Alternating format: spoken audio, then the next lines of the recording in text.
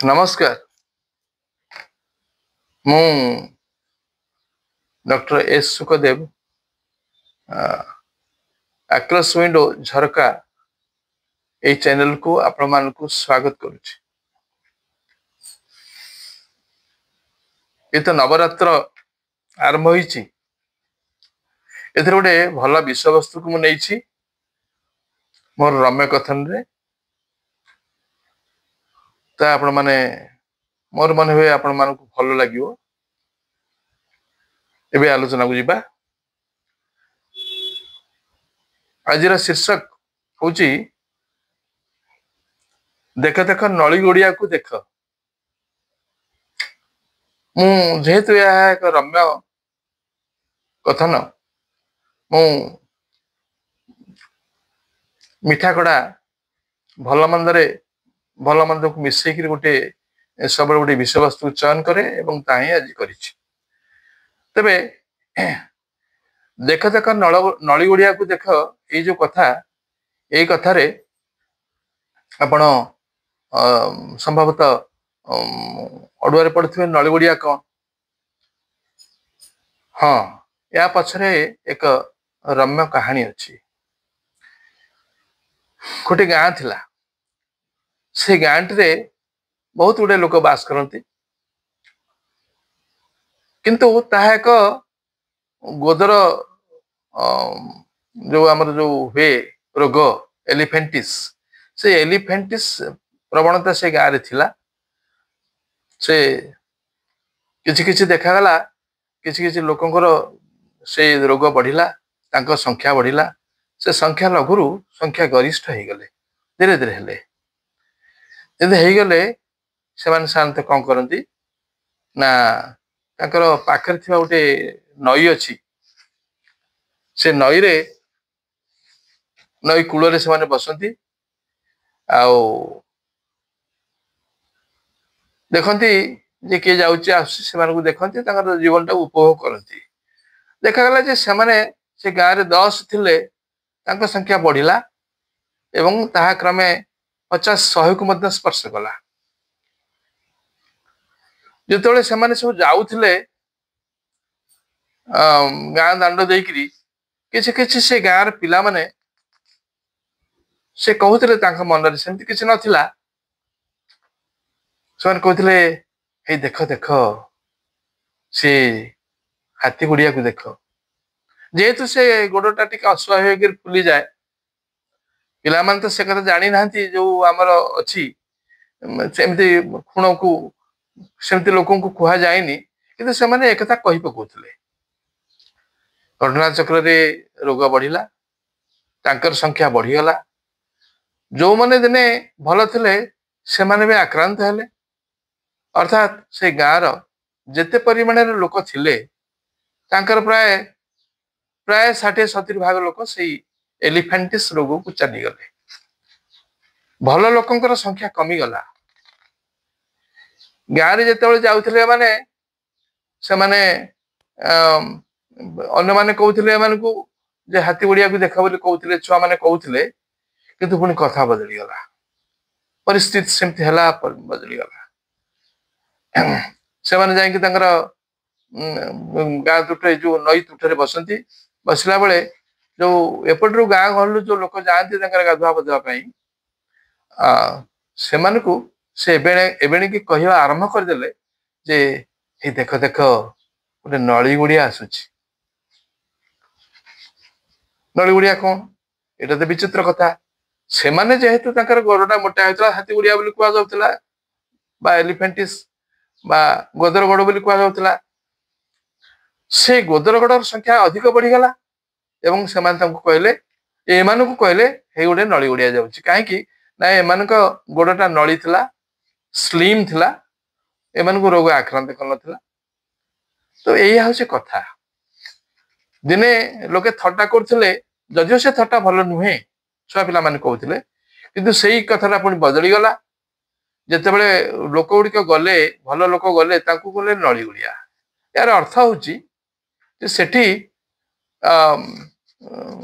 रोग संख्या बढ़ीगला।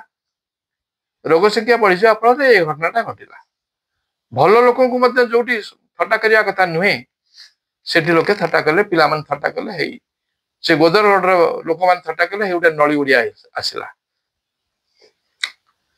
ଏ ସଂସାରରେ ବର୍ତ୍ତମାନ ଆସିବା ଆମେ ଏ ସମାଜର ଘଟଣାକୁ। ଏ ସମାଜରେ ଏମିତି ବର୍ତ୍ତମାନ ମନ୍ଦ ଲୋକମାନେ ଭଲ ଲୋକମାନେ ଟାହି ଟାପରା କରୁଛନ୍ତି। ସେ ଯେମିତି ଥିଲେ ହାତୀ ଗୋଡିଆ ବା ଏଲିଫାଣ୍ଟିସ୍ ବା ଗଦର ଗୋଡିଆ, ଏ ଖରାପ ଲୋକ, ଏମାନେ ଭଲ ମାନଙ୍କୁ କହିବା କଥା ନୁହେଁ। କିନ୍ତୁ ପରିସ୍ଥିତି ଏମିତି ହେଲା ଯେ ଭଲ ଲୋକ କମି କମି ଚାଲିଗଲେ, ସେମାନଙ୍କ ସଂଖ୍ୟା ବହୁତ ବଢିଗଲା, ଆଉ ଖରାପ ଲୋକଙ୍କ ସଂଖ୍ୟା ଏତେ ବଢିଗଲା ଯେ ଏମାନେ ସଂଖ୍ୟା ଲଘିଷ୍ଠ ହେଇଗଲା। ତେଣୁ ତାଙ୍କୁ ଏମାନେ ଚିଡେଇଲେ, ହେଇ ଗୋଟେ ନଳି ଉଡିଆ ଯାଉଛି ଦେଖ। ମୁଁ ଏଇ ସମ୍ପର୍କରେ ଗୋଟେ କଥା କହେ ଯେ ସଂସାରରେ ବହୁତ ଲୋକ ଖରାପ ହେଇଯାଉଛନ୍ତି, କ୍ରମେ କ୍ରମେ ଖରାପ ହେଇଯାଉଛନ୍ତି।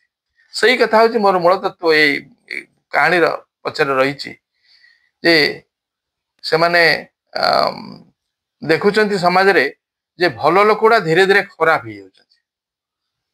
ଏହା ସମାଜ ଦେଖୁଛି, ସମାଜରେ ବି ଆଖି ଅଛି, ସମାଜ ଦେଖୁଛି।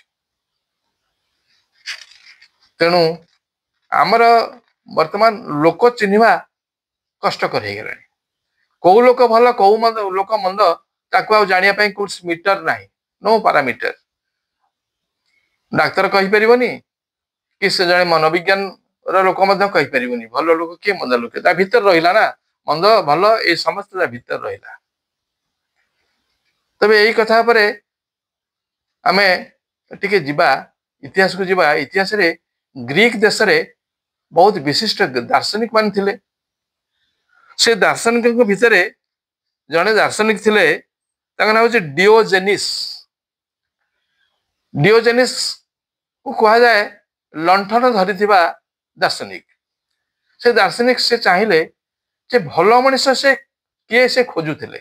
ସେ କଣ କରୁଥିଲେ ନା ଦିନରେ ଗୋଟେ ଜଳନ୍ତା ଲଣ୍ଠନକୁ ଧରି ସେ କବାଟ ବାଡେଇ ବାଡେଇ ଯାଉଥିଲେ, ଲୋକଙ୍କୁ କବାଟ ବାଡେଇ ଡାକୁଥିଲେ ଏବଂ ସେଠୁ ସେ ଇନକ୍ୱାରି କରୁଥିଲେ ଯେ କିଏ ଭଲ କିଏ ମନ୍ଦ।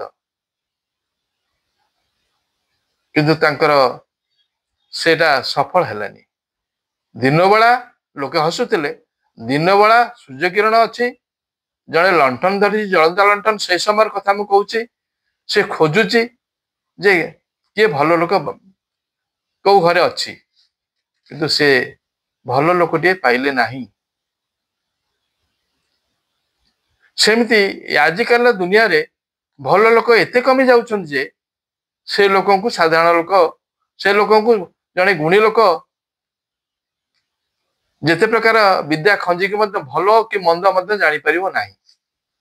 ଏଇ ସମ୍ପର୍କରେ ମଧ୍ୟ ଆମେ ଆଉ ଟିକେ ମଧ୍ୟ ଯଦି ଯିବା ପୁରାଣ ଯୁଗକୁ, ପୁରାଣ ଯୁଗରେ ମଧ୍ୟ ଆମେ ଭଲ ମନ୍ଦ କଥାଟାକୁ ଆମେ ଦେଖୁଥିଲେ।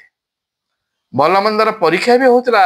ଯେତେବେଳେ ଲୋକ ଚାଲି ଯାଉଥିଲେ ସଂସାରରୁ, ଚାଲି ଯାଉଥିଲେ ଯମାଳୟ ଯାଉଥିଲେ, ଭଲ ମନ୍ଦର ପରୀକ୍ଷା ବି ଯମରାଜ କରୁଥିଲେ, ଯମରାଜ ବି କରୁଥିଲେ। ଆମର ମନେ ଅଛି ଯେ ପଞ୍ଚୁ ପାଣ୍ଡବଙ୍କ ଭିତରେ ଶ୍ରେଷ୍ଠ ଥିଲେ ଯୁଧିଷ୍ଠିର, ତାଙ୍କୁ ଧର୍ମରାଜ କୁହାଯାଉଥିଲା।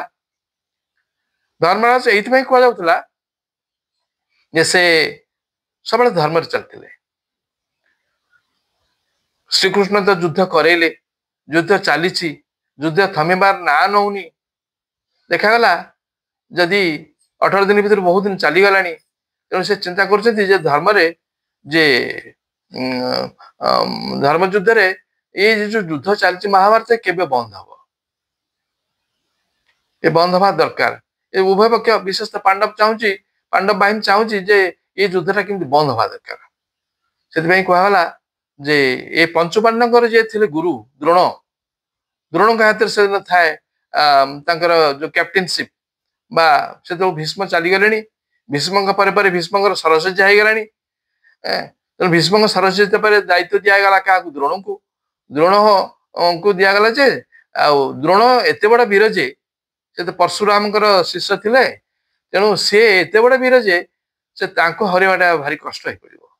ତେଣୁ ଶ୍ରୀକୃଷ୍ଣ ଚାହିଁଲେ ଯେ ଯଦି ଦ୍ରୋଣଙ୍କ ହାତରେ ଦୀର୍ଘ ସମୟ ଧରି ରହେ ଯୁଦ୍ଧ, ताले पांडव बाहिनी मध्य क्षति पड़ीज पांडव मान बाहिनी भितर भी किसी लोक मरीज भल ये पांडव पंच पांडव जो महावीर से भितर निधन कथा भी आसीज से कहले द्रोण को केमती हटिया दरकार से कौन कले ना कहले जे बर्तमान तो द्रोण काम बर्तमान अच्छा युद्ध फिल्ड रे युद्ध क्षेत्र में तेणु ताकर जो पुओ अच्छा गोटे मात्र एकमात्र पुओ जहाँ को आम कहे ना हूँ अश्वत्थामा अश्वत्थामा कथा जब कही दिज्व अश्वत्थामार मृत्यु कथा कही दिज्व ताले हुए तो तार पितृहृदय व्यस्त हो पड़ो तेणु से युद्ध में मन दे पारे तेणु से युद्ध रू ओहरी जी एमती गोटे कथा करने पड़ो यह चाहिए श्रीकृष्ण युधिष्ठिर को कहला जे तमे वर्तमान आम कान पकेबा जे सी मरीगले बोली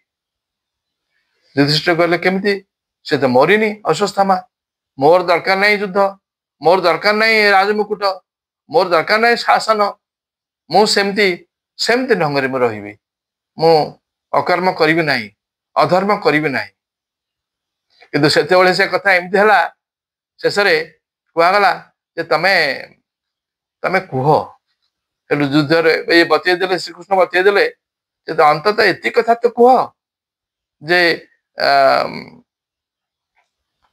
गोटे अश्वत्थामा बोली गोटे हाथी थिला अश्वत्थामा बोली मनुष्यटे थिला जे द्रोणकर पुओ तो अंततः एति कह जे नरवा कुंजरे कुंज कहले आम कुंजर कहले आम हाथी बुझाऊ नरवा कुंजरे अश्वत्थामा हाथ अंततः एतिकी कह से भी ये राजी है कि ना से भी दोष रोचे मो पक्ष दोष रोचे मोर भूल हो अधर्म करदेवी समस्त कहले नाई नाई तुम से अंत कहवाई पड़ो जहाँ कौन प्रकार मनइले तुम एति कथा कह एति कथा कही सारापर एमाने भी विश्वास कले जे श्रीकृष्ण एवं अन्य पांडव भाई माने चिंता कले ना एथिरे जिते बड़े माने यही भाया कथा चाहिए कह धर्मराज को सी पचारे किए पचारे एक कहीं उठला मुझे कह धर्मराज को सी पचारे किए ना द्रोण ना अन्न मैंने भूल कही पारती धर्मराज युधिष्ठिर के भूल कहे तेणु तांको पचारिबा कौन सतरे अश्वत्थामा मरीची मो पुओ अश्वत्थामा मरीची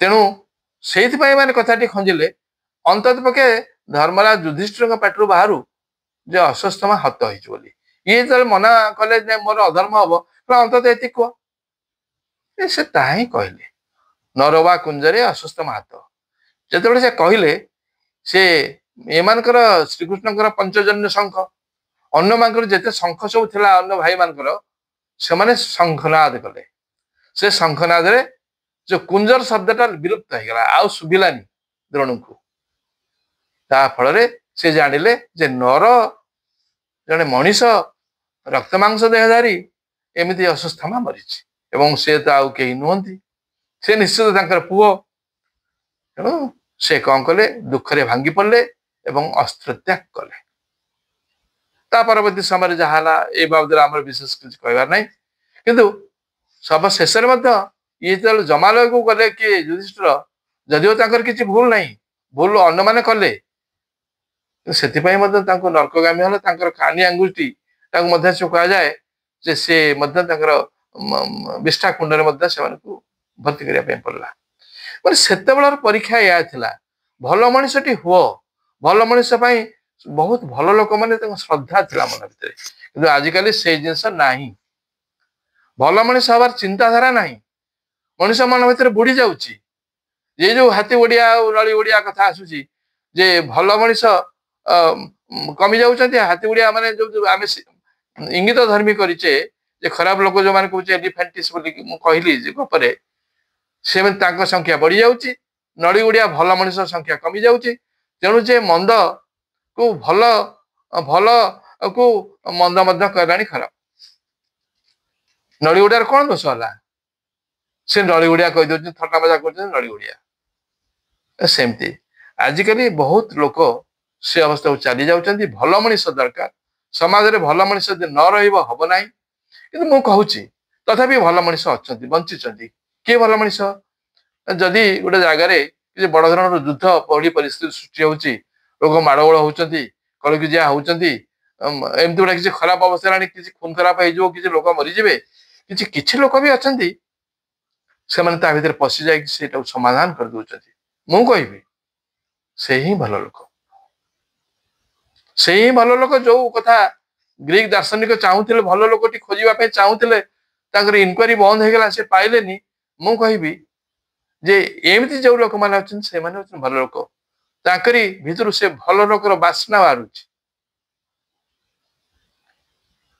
जे युधिष्ठिर थे युद्ध स्थिर थे से हलबल हलचल होते माइंड ठीक थिला ठीक जिनस से करते तेणु ठीक जिनस ठीक मनीष आज कि संसार रहिले जाई ए संसार रहा संसार भांगी जीव यही परिस्थिति मु सबुदिन सब समय मोर ये रम्य कथन मेसेज ओरिएंटेड मोर कविता लिखे गोटे गोटे सुरजित कविता गोटे ओडिया कविता एवं ताकू टिके आम भाषा टू दूर को वार्ताटा दवापाई मु तार गोटे मर्मानुवाद बा ट्रांसक्रिएशन करे इंग्लिश मुझा कहीकि आपण मान विदाय नेबी एबे पढ़ुची मोर ओडिया कवितार शीर्षक वास्तवतार मुह